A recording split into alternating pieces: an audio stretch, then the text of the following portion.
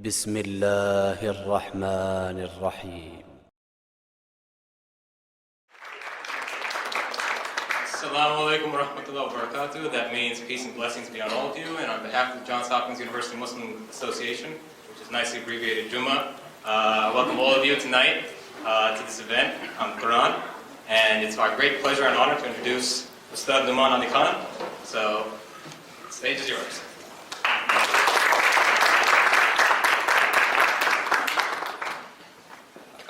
Assalamu alaikum wa rahmatullahi wa barakatuh. Alhamdulillah wa salatu wa salam ala rasulillah wa ala alihi wa sahbihi ajma'in. I was told I have about 35 minutes. I added the 5 myself for this talk. Inshallah ta'ala, I'm going to try to keep my conversation focused to a college student audience. I don't want to cater this as a general talk, but I wanted to kind of focus it to a student audience, inshallah, on the subject matter of appreciating the Quran. And I'm cognizant of the fact that there may even be some non-Muslims in the audience, and so I'll try to avoid Arabic terminology in this conversation. And at the same time, if I do use some Arabic terms, I'll try to do my best to translate those terms and make them easier to process. Okay. So I want to start with a very straightforward phenomenon, and that is that the Quran, for most people, Muslim and non-Muslim, is a veiled text. What that means is it's very difficult to just pick up and read and process. And the reason for that is, there are several reasons, and the primary reason for that is it's being introduced to most of the world, Muslim and non, in translation. Most Muslims do not have qualifications or training in classical Arabic, the original language of the Quran. And so either they're reading the translation of the Quran in Persian or Urdu or Somali or even Chinese, Cantonese, English, French, German, etc., etc. And like any literature, there's a lot lost in translation. There's quite a bit lost in translation. Especially older languages, because older languages had something, what the Prophet called jawami'ul kalim, the ability to encompass a lot of meanings in very few words. So even if you translate, for instance, one line for another line, like a line of Arabic to a line of English, there's a lot more nuance in the Arabic line that is completely lost. So you got kind of a droplet of the meaning that was suggested in the Arabic text, and you got very little of that communicated in the English text or whatever other translated text. There's an additional problem, and that is that in old languages they had their own figures of speech. They had their own, sort of things they said that they didn't mean them literally, they meant them figuratively. And that's not just true of ancient languages, it's true of our languages also. Okay? For instance, in English, when you say to someone, that is extremely cool, that is so cool, that can't be taken literally, unless you live in, Boston or something, but generally, when somebody says it's cool, it's nice, it's not to be taken literally. And these are things that are dependent on context. So even though the English language has been around for a while, if you said that is cool to somebody 100 years ago, they probably wouldn't understand you the same way, right? So language isn't just about translating a word from a dictionary, it evolves in a context. So the original context of the Quran is very particular. And a lot of times those figures of speech that are in and of themselves very beautiful and very deep and very contextual, they get translated literally in our translations, and then we read them and we just scratch our heads and go, what's this talking about? What does this even mean? So this is probably, I would argue, the biggest problem in Quran education, or awareness even, or literary appreciation for Muslims and for non-Muslims. It is in fact a veiled text. And to unveil this text, so now you say, well, translation doesn't suffice, what else can I do? What else can I study or maybe access to maybe try to understand this book better? Well, you've got 2 options before you, right? You've got one option is become a student of classical Arabic, which is probably not an option for most people. Some very driven, motivated individuals like myself 10, 12 years ago, I decided I want to learn this language and take it seriously. And Allah blessed me with opportunities that made that easy for me, but I can't say that that's going to happen for everybody, right? And those opportunities aren't necessarily going to present themselves to you. So the primary access is probably not going to happen for most people. Primary access means you've accessed the language, you've mastered it, or you have a degree of proficiency in it, where when you read it, you kind of know what's going on. Well, the only other access then is secondary. Secondary means translation, whose limitations I just tried to present to you. But then there's an additional body of literature that seeks to help people understand the Quran. That literature, that body of literature is called tafsir in Muslim discourse. The technical academic term is exegesis, right? Text analysis. And so these books of tafsir are written in foreign languages also. So in English you'll find some books of tafsir dedicated to explaining the contents of the Quran, contextualizing the ayat, the verses, the surahs. Surah is the term for chapter, but they're not the same, so I'll stick to the term surah. These units of the Quran and these statements of the Quran are explained and contextualized in detailed conversation, etc. But personally, myself, I'm still not satisfied with where we are in producing good, heavy literature, accessible literature, and deep enough literature in the English language, which is probably the most universal language in the world today. I don't think we've done our job as Muslims in producing good enough literature on the Quran in the English language. That's my personal opinion at this point. And one area that particularly hasn't even gotten attention in any language, even in Arabic much yet, is the genre of literary appreciation. So I'm going to spend the rest of the few minutes I have with you guys just to give you an idea of what does it mean to engage in a study of literary appreciation of the Quran. Approaching the Quran as literature. Just as literature. You just want to, you're looking at this ancient text with forget your religious background or your philosophical inclinations. You're just looking at this text from the point of view of literature. Of course, the Muslim looks at it for spiritual guidance. The Muslim looks at it for, as the word of Allah, the divine word that connects to us. It makes us shed tears in prayer, etc., etc. But for the rest of the world, at least we should have some way of them also connecting with this text in a meaningful way, and kind of unveiling some of these things and removing some of these veils that are keeping people from a direct understanding of the text. And so before I go on one last tangent, and that is, what if we don't do this? What if we as Muslims, some of us at least, don't take up this task and don't produce this kind of genre, this kind of literature? Well, then what you get is the kinds of quotes you see on CNN from the Quran, or on Fox, or whatever else, where a verse of the Quran is quoted. I live in Texas for the last couple of years. And one of the things I do as a hobby is I listen to Christian talk radio. I really enjoy it. And especially as I travel in the Bible Belt, I travel to Louisiana, Arkansas, etc., I just find a nice, good old, Christian talk radio station and listen in. And a lot of times the conversation happens to be about Islam and how evil it is, and how demonic it is, and how evil the Quran is. And then they'll even quote verses from the Quran to show us how evil it is, right? And those kinds of things are not just found on the radio. Now there are YouTube videos about this stuff. There's blogs dedicated to it. There's all this, literature about how corrupted the book is and how evil its teachings are, etc., etc. And I can argue, outside of the biases, a lot of the problem also is people feel like they read the translation of the text and they are ready to say, I know what's going on. I know exactly what's taking place here.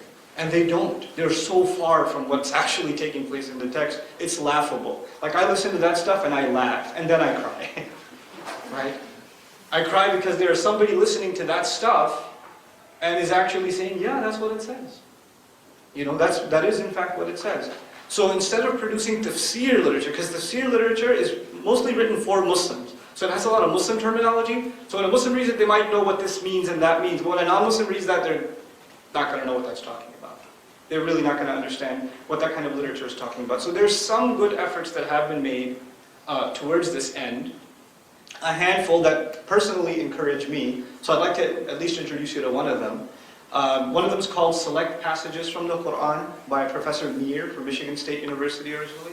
Select Passages from the Quran. It's a book, dedicating itself to analysis of certain passages in the Quran from a literary point of view for a general audience, not for a religious or a Muslim audience, for a general audience. And that's important, because at least it's a start. At least that gets us started in appreciating it somewhat. But I don't want to talk entirely in this conversation with you guys in theory. I want to leave you towards the end with at least an example of what it means to appreciate the Quran in a literary way. In every old language, in every old body of language or literature, there's something of parables. And they have a lot of parables and examples and stories. The Quran is full of parables. It is absolutely full of parables. And some of them are just if you read them in translation, they're really confusing. So I'll share with you a parable from the Quran, or maybe two if we have time, okay? And I'll try to stick to, as I recite the Arabic, I'll try to translate it into English so everybody can follow along, okay? ثُمَّ قَسَتْ قُلُوبُكُم مِّن بَعْدِ ذَلِكَ فَهِيَ كَالْحِجَارَةِ أَوْ أَشَدُّ قَسْوَةً. Then your hearts became hard like stone, or even harder in terms of stiffness. وَإِنَّ مِنَ الْحِجَارَةِ لَمَا يَتَفَجَّرُ مِنْهُ الْأَنْهَارُ. Even out of stones there are ones that burst open and rivers gush forth. Okay, so the first part was your hearts became hard like what? Just to see if you're awake. Their heart became hard like what? Stone. Even harder. The next discussion, same ayah, same verse. Even out of stones there are those that gush forth with water coming out. Rivers come out. وَإِنَّ مِنْهَا لَمَا يَشَقَّقُ فَيَخْرُجُ مِنْهُ الْمَاءُ. Even out of stones there are those that crack open and water is found. So the first kind of rock burst open and rivers came out. Entire waterfalls you can imagine. The other kind of rock, the verb used in Arabic, yashaqqaqu, means something hits it and it cracks open and there's water inside. Like on the outside you wouldn't know there's water inside this rock. But then something hit it and it cracked, and when it cracked, the water started trickling out of deep inside this rock, something totally unexpected. That's the second kind of rock. And then it says, وَإِنَّ مِنْهَا لَمَا يَهْبِطُ مِنْ خَشْيَةِ اللَّهِ. Even out of rock there is one, the kind of rock that just falls from the fear of God, from the fear of Allah. Rock falling is basically, I think, like a landslide. You can imagine just rocks trickling down a mountain, right? How many kinds of rocks were given in this parable? 3, right? Rocks that burst open, rocks that crack and water is found inside, and the third one, a rock that falls off of a cliff. And yet, the entire discussion wasn't about rocks. The discussion was, what became hard? Hearts became hard. And then they became like rocks. Speaking of rock, there are 3 kinds of them. Actually, what we're learning here is, according to the Quran's, this bit of wisdom from the Quran, it's not talking about 3 kinds of rocks. It's talking about 3 kinds of hearts. It's talking about 3 kinds of people. 3 kinds of spiritual tendencies. These things were very understandable to the original audience, because they use this kind of imagery all the time. I want to hold off on explaining this parable a little bit. I'll give you another parable. This is not from the Quran. This is from classical Arabic. One of my favorites. There was this poet in ancient Arabia, pre-Islamic Arabia, very famous poet. People loved his poetry. And yet he was extremely poor. So people love him, but he doesn't have anything to show for it, basically. So one day he's reciting this poem at home about how generous he is. Which is kind of ironic. You kind of have to be wealthy before you can be generous, right? So he's making poetry about his generosity, and his wife tells him, what are you doing? We don't even have food to eat. And you're making poetry about generosity? And he turns to her and he makes another poem to her. He just kind of on the fly recites a bit of poetry to her, and he says, "As-saylu harbun ala makanin ali." Heavy rain. Imagine this guy is in a fight with his wife. He turns to his wife and he says, heavy rain doesn't get along with a house on top of a mountain. What? I always thought you're crazy. Now I know you're crazy. Heavy rain doesn't get along with a house on top of a mountain. As-saylu harbun ala makanin ali. Very famous piece of poetry. What he meant by that is something interesting. It's imagery. Imagine a house on top of where? A mountain. And also imagine what's going on. It's raining really heavily. Okay. Where does the water go? Does it flood the house or does it trickle to the bottom of the mountain? Does the water stay on top? It trickles to the bottom. He's saying, look, wealth comes from God, like rain comes from the sky. And people that are higher up in their spiritual level, in their ethical character, they're higher up, it's like they live on top of a mountain. And so when wealth does come, they keep giving it away. And so let it form the puddles on the bottom. The people that are down there, drained in wealth, they're lowly people. I'm way too high to get rich. Right? But he says all of that by saying, look, heavy house, rain, don't get along. So they spoke in this kind of code, you know? And it's really fun to decipher the code, to figure it out. And then they had this thing with people who could figure it out, they call them Arab. one of the meanings of Arab, the word Arabic is depth. This guy's deep, he got it. And the one who didn't get it, they call him ajam, he's impaired. His mind isn't that sharp. So they spoke in these riddles. So let's go back to this parable for a minute. 3 kinds of hearts represents what? Represents what? 3 kinds of rocks represent 3 kinds of hearts. Okay.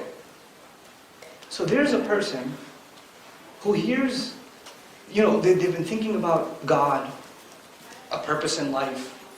Why am I on this earth? Where am I going to go after I'm dead? Why is there injustice in the world? They're asking themselves these deep philosophical questions. That is not most of us. But there are people like that in the world that genuinely ask themselves, not what's for dinner, but what am I doing here? What is truth? What is justice? They ask themselves these deep philosophical questions. You call them geeks and weirdos. History called them philosophers. You might even have friends like that are really nerdy. They're thinkers. They don't really like to go to the party. They don't want to go hang out. Every time you see them, they're reading a book. Or they're just gazing into the stars. Just lost in thought. Those kinds of people, they're always lost in that kind of deeper thought. So when the solution to those problems is brought to them, and it clicks, is there any hesitation before they just gush out and say, yes, this is it. This is what I was looking for. Immediately, there's an excitement. Just like a rock, what happens to it? Water just gushes out. Water, by the way, in the Quran, water is representative of purity. Water represents purity. And water also represents faith. Water also represents faith. So water inside the rock is faith inside the heart. This person had a faith inside of them. They were looking for something to confirm that faith. Revelation came, and it clicked with what was already inside, and the rock just burst open. Okay. Then there's another kind of person. This kind of person isn't exactly a philosopher. They're hyperactive. They can't sit still too long. Maybe that type of person sitting in the audience right now, texting a friend or updating a Facebook status. I saw you. No, I didn't. I'm kidding. I had to call you out. If you felt called out, the joke's on you. Okay, so, they're hyperactive. They constantly got to do stuff. You might have a friend like that. Hey, what are you doing? What do you want to do? Want to go somewhere? Want to get some pizza? Can I come over? You want to come over? I got to do something. Jittery. Can't sit still. Busy in life. These are not the kind of people who think about what is the purpose of life. Why create these heavens and this earth? Why does my soul beg for a deeper meaning? They don't ask themselves these questions. They ask themselves, when will the pizza get here? Right? They're busy in the day-to-day of life. That doesn't mean that they're not spiritual creatures, that they don't have a soul, that they don't have some water is not in their hearts. It's just harder to get to. It's harder to get to. But you know what happens with people like that? A traumatic experience. A near-death experience. Sickness in the family, death in the family, loss of a friend. Something really strong happens in their life and they're shaken, and that rock finally cracks, and what comes out? That faith that was always there. Now it comes out. There are lots of people in the world like that. They go through a traumatic experience and after that they straighten out. I found God afterwards.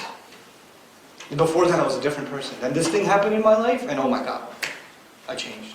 The Muslims in the audience are familiar with the story of Umar, a companion of the Prophet. Pre-Islam, basically the description of a party animal. If he wasn't womanizing, or hunting, or horseback riding, or killing dudes, he didn't know what else to do with himself. He was busy, and 6 years, he's in the same city as the Prophet himself, doesn't know what Quran is for 6 years. You ask yourself, 6 years in Makkah and he doesn't know what Quran is? How did that happen? Well, because he was kind of busy. And even the way he became a Muslim, he heard his sister converted. He's furious. Stormed into his sister's house. She hid the scrolls that she had written of the Quran. She hid them. What are you reading? She refuses to show him. He hits her across the face. He's a big guy. So when he hits her across the face, her face bleeds. And when it bleeds, he softens up like, what am I doing? Okay, just show me what it is. I want to read. You know that traumatic experience was a little bit of a what? Crack. That was enough. That traumatic experience was enough for him. That's two. Two rocks, and both of them had what inside them? Water. One came out easily, one came out with a little bit of a force. Okay. How many kinds of rocks were in the parable? There were three. Who remembers what was said about the third kind of rock? False with the fear of Allah. Was there any mention of water in the third kind of rock? That's interesting, huh? So the first two, water is mentioned, and the third one, just falling is mentioned. The outward state, the outward motion is mentioned, but the inner state hasn't been mentioned. What's inside is water. And in two cases, the water did come forth. In the third one, the water, maybe it's there, maybe it's not, but it hasn't come out yet. It hasn't come out yet. But on the outside, at least, this water is falling from the fear of God. This alludes to another beautiful teaching in the Quran. Most Muslims here will know there are three states of faith. There's ihsan, I won't translate yet. Ihsan, what else? I'm going from the top to the bottom. Ihsan, Iman, Islam. The famous hadith of Jibreel. Right? Islam, starting point. You graduate a little further, you develop in your faith, you have what? Iman, and then you eventually have ihsan. Now let me translate for the rest of the audience here. Islam is basically the acceptance of faith. You've come to the conclusion that you're going to submit to God. You made your declaration of faith. It's your starting point.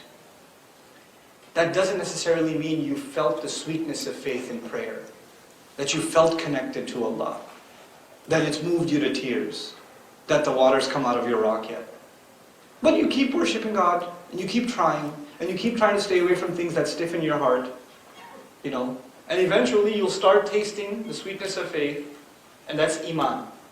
When you can truly feel the power of the faith. It's a spiritual experience. And then if that matures, you allow it to mature and not fluctuate, and allow it to grow, then the third state, which is described as excellence, ihsan, is reached. Ihsan was described as the Prophet, أَن تَعْبُدَ اللَّهَ كَأَنَّكَ تَرَاهُ فَإِن لَمْ تَكُنْ تَرَاهُ فَإِنَّهُ يَرَاكَ. That you should be enslaved, worshipping God, as though you can see Him. That's an interesting statement, worshipping God as though you can see Him. We can't see God, we can't see Allah. But I'll give you an example that's easier to understand. You guys, how many people here have jobs? Okay. Well, not all college students are useless. Wow, that's pretty awesome. Okay. So if you have a job, you're sitting at your desk, you're doing work, and maybe Alt-Tab, and maybe Control-Tab, and a little bit of YouTube, and Control-Tab, a little bit of Facebook, Control-Tab, a little bit of something else. But your boss walks by. Back to Excel. Then you know he took the elevator, Alt-Tab, back to YouTube again, or whatever. If you know the higher power is just watching, you can see him. You can see him, meaning he's close. Your behavior changes or no? It does, doesn't it? There's this, if you want to appreciate what fear of God means, there's a guy, he doesn't care about the traffic laws or whatever, he blows by stop signs, but he sees the cop. And all of a sudden, a spiritual fear takes over, and he abides by the law because that's taqwa for you, right? Fear of consequence. Well, stop. If you see the authority in front of you, there's going to be a different reaction.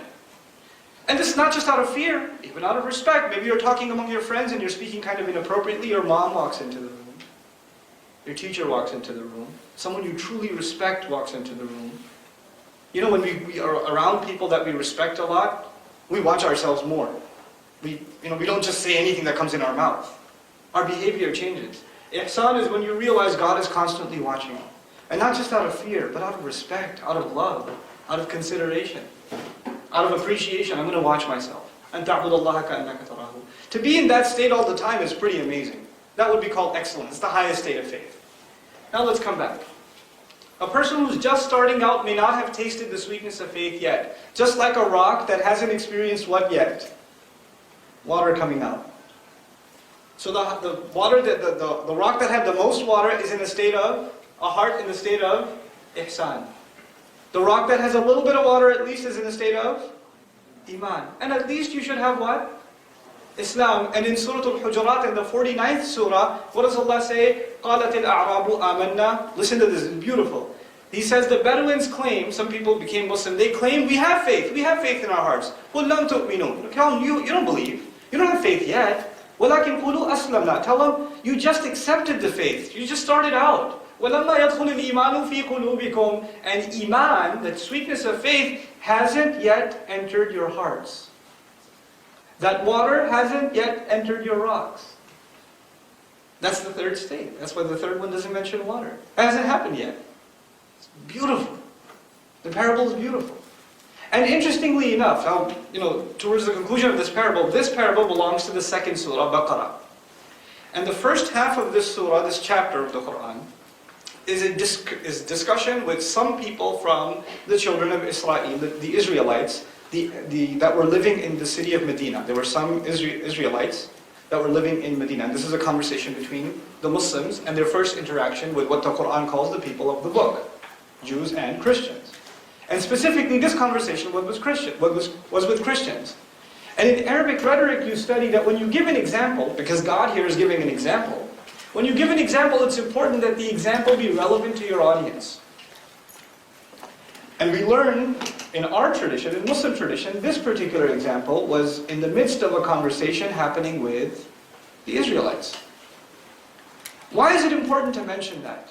Because the Israelites in their experience have a beautiful story of water coming out of rock. Moses strikes the staff. Water comes out. That's mentioned in the second surah. It's easy to visualize, it's easy to think about because it's something that's fresh in the mind of those who belong to the faith, who have experience with that revelation. So even the parables that are given, they're specific to an audience.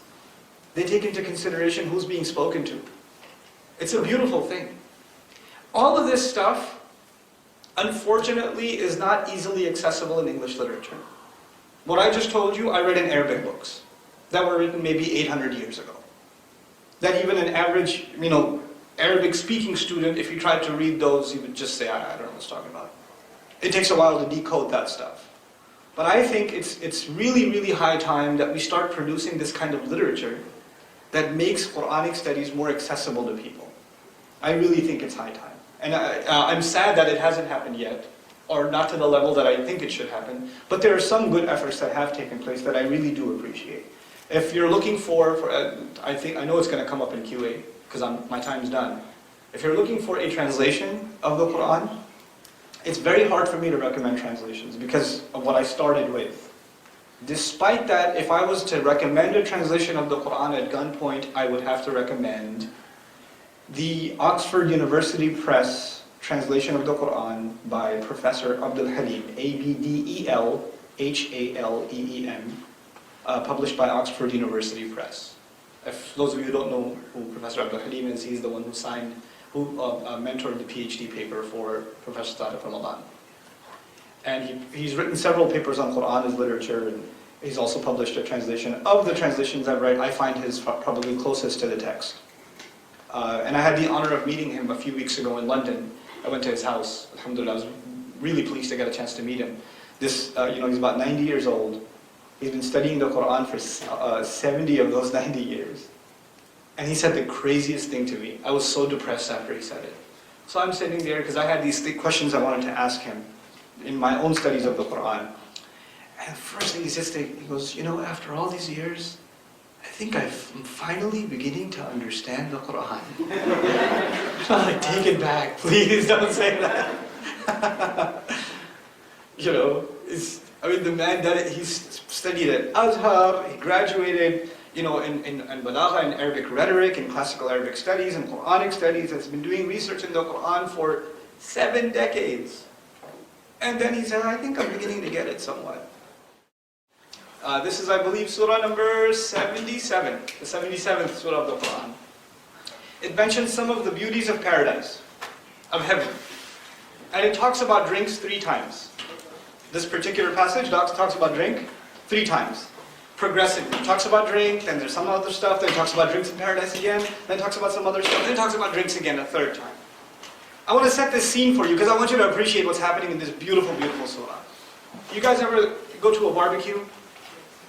A get together in somebody's backyard? There's a little, one of those Costco tables. You got the plastic cups from Walmart. You got the, brandless soda. And you basically go help yourself. Right? You go grab yourself a cup.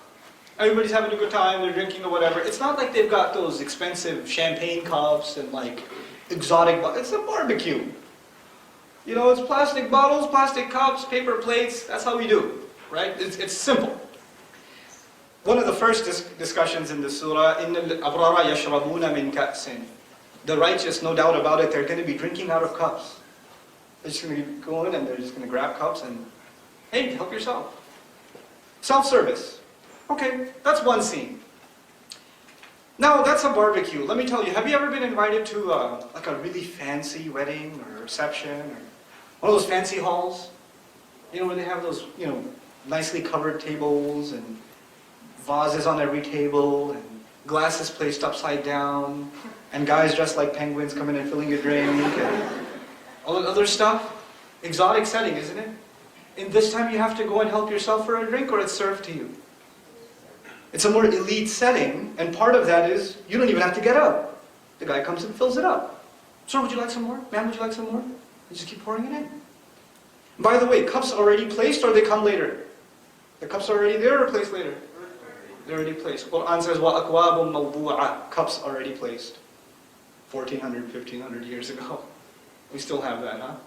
But anyhow, few verses later, وَيُسْقَوْنَ مِنْ كَأْسٍ. They will be given to drink in cups. A few verses ago, the beginner service was like a barbecue, you go and get a drink. Now what's happening? You are being given to drink. The passive form is used, suggesting you don't even have to get it yourself. Your cup is filled for you. Elite service. That's the second time drinks are mentioned in this surah. How many times did I say drinks are mentioned in this surah? 3 times. How much better can it get? This is pretty good already. The third time around, subhanallah, وَسَقَاهُمْ رَبُّهُمْ شَرَابًا طَهُورًا. Their master, their Lord, God, will serve them a drink, a purified drink. Allah Himself will pour the drink. He will give them to drink. So when somebody asks me, what do you get in paradise? I say, drinks. Subhanallah. Allah takes something so simple, a drink, and He makes it something so spiritually rewarding. I'm going to be drinking from Allah Himself. Allah will offer me the drink Himself. Drinks are enough. Drinks are enough of a motivation. This is one of the powers of the Quran. It takes things that are all around us that you would take for granted and just makes them so magnificent. You really you don't look at them the same way again. You don't look at them the same way. I could talk about this stuff forever, but I won't, thankfully. So inshallah ta'ala, I'll stop here. And if anybody has any questions, if I can entertain them, if I'm qualified to, I will. If I'm not, hopefully I can point you to a resource that can, inshallah. I can go on with questions, right? Okay, cool. Any questions? Not all at once?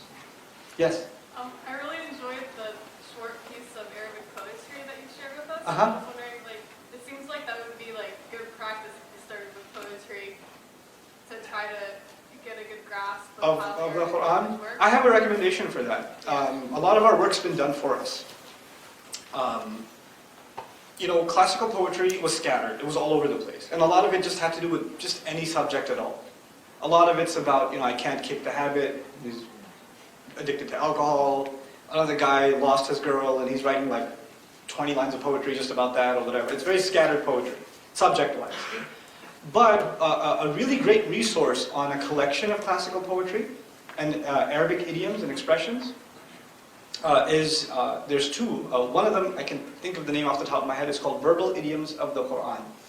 Verbal Idioms of the Quran by Mir. It's an academic book, it's boring, it's going to be difficult for just lay people to read because a lot of it's in transliteration, but it's a fantastic resource, probably one of the best I've ever seen, on collecting classical poetry that is directly tied to certain verses of the Quran. We'll find the same expression used in poetry and the same ones being used in the Quran, so it was familiar to the Arabs. So he collected about 430 such cases in this book. So it's a fantastic resource on that subject. Other questions? Really? Going once? Going twice? Okay, barakallahu feekum. Thank you so much for listening attentively and not having any questions. Can I make a quick announcement before I go? Tomorrow from about 10 to 3 at the ISB, the Islamic Society of Baltimore, some of you might know where that is, I think. I'm going to be teaching a class on one surah, one chapter of the Quran, Surah Al-Rahman, the 55th surah. It's basically a picture presentation. I'm trying to make the contents of it easier to understand, and I'm going to try to present it in language that Muslims, non-Muslims, even kids can hopefully process the stuff. So if you have the time, inshallah, I'd like to welcome you to come at the ISB tomorrow from 10 o'clock to 3 o'clock. Thank you so much for listening. Assalamu alaikum wa rahmatullah.